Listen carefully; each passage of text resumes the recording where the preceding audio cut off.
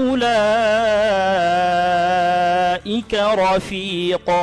লিবিয়ার ব্যানগাজিতে অনুষ্ঠিত 13তম আন্তর্জাতিক হিফজুল কুরআন প্রতিযোগিতা 2025-এ বাংলাদেশের প্রতিনিধি হাফেজ আনাস বিন আতিক তৃতীয় স্থান অর্জন করেছেন।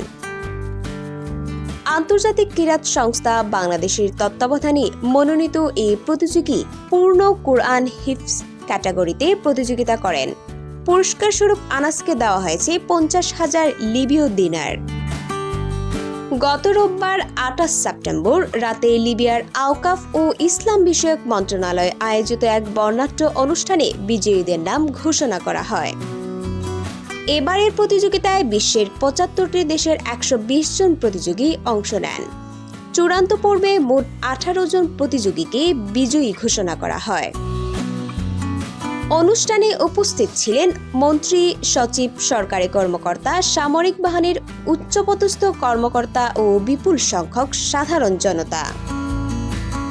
আন্তর্জাতিক কিরাত সংস্থা বাংলাদেশের মহাসচিব শায়খ সাদ সাইফুল্লাহ মাদানের প্রতিনিধি হিসেবে মাওলানা কারি মসইদুর রহমান প্রতিযোগিতায় পর্যবেক্ষক হিসেবে অংশ নেন।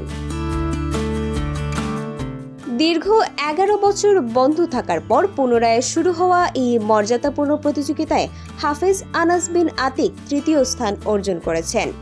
এটি বাংলাদেশের জন্য নতুন গৌরব এবং আন্তর্জাতিক কুরআনী মঞ্চে দেশের অবস্থান আরও দৃঢ় করেছে।